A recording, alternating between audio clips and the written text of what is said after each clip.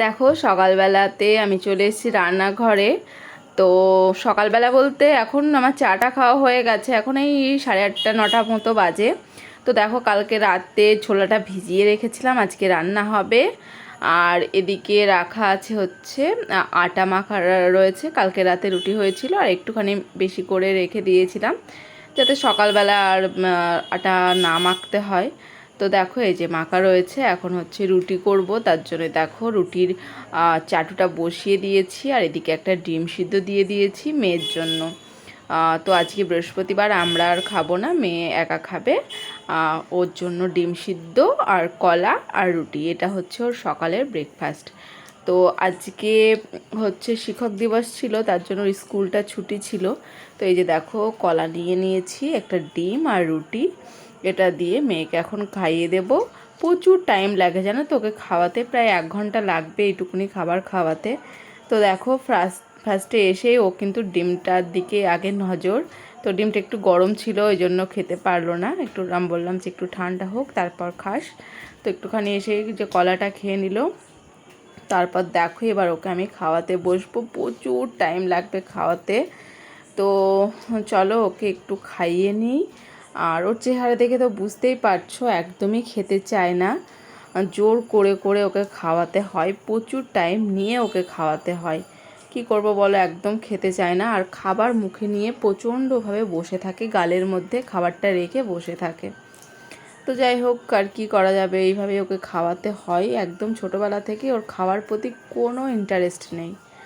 হ্যাঁ, তো ওই যে ওই ইয়েগুলো খাই, আইসক্রিম চিপস এগুলো দাও, এগুলো খাবে, তাছাড়া অন্য ভালো মানে যে পেট ভরার মতন খাবার রুটি ভাত এগুলোও খায় না। তো যাই হোক, ওকে খাইয়ে আমি খেয়ে দেখো রান্নাঘরে চলে এসেছি। আর এই যে এখানে ছোলাটা একটু ধুইয়ে নিলাম, এখানে প্রেশার কুকারটা দেখো বসিয়ে দিয়েছি। তো এখন বেশ গরম হয়ে গেছে। তো এবার আমি দিয়ে দিলাম জলটা একটু গরম হলেই ছোলাটা দিয়ে দেবো, একটু নুন দিয়ে ওই সিদ্ধ করে নেব। কালকে রাতে মনে করে ভিজিয়ে রেখেছিলাম, না হলে না আমি না ভুলে যাই, কি বলতো ভুলে যাই বলে না রান্নাই করা হয় না।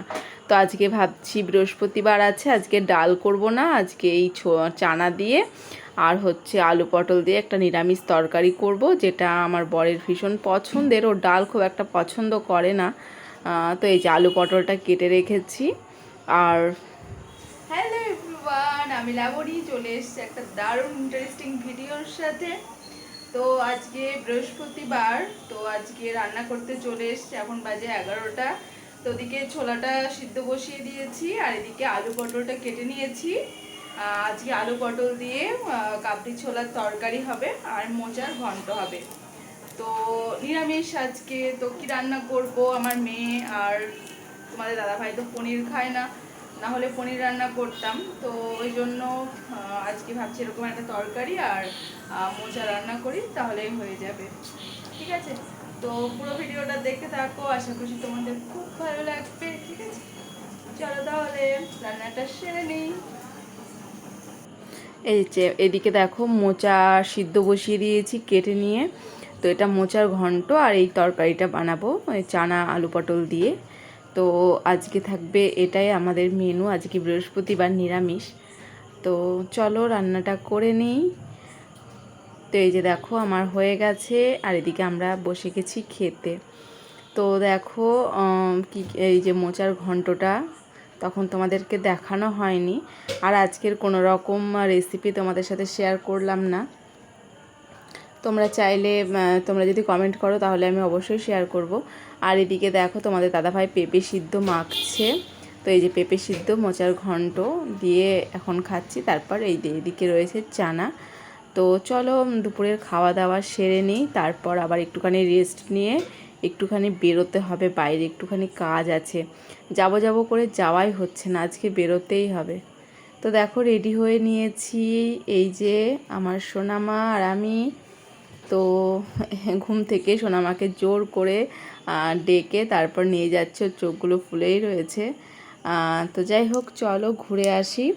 তো আজকের ভিডিওটা খুব একটা বড় না, তো কেমন লাগলো তোমরা অবশ্যই জানিও। আর এই যে চলে এসেছি, সোনার মা এখন ক্ষীরের চপ খাচ্ছে। তো ভিডিওটা যদি তোমাদের ভালো লাগে তাহলে একটা লাইক কমেন্ট শেয়ার করে দিও আর চ্যানেলটি সাবস্ক্রাইব করে দিও।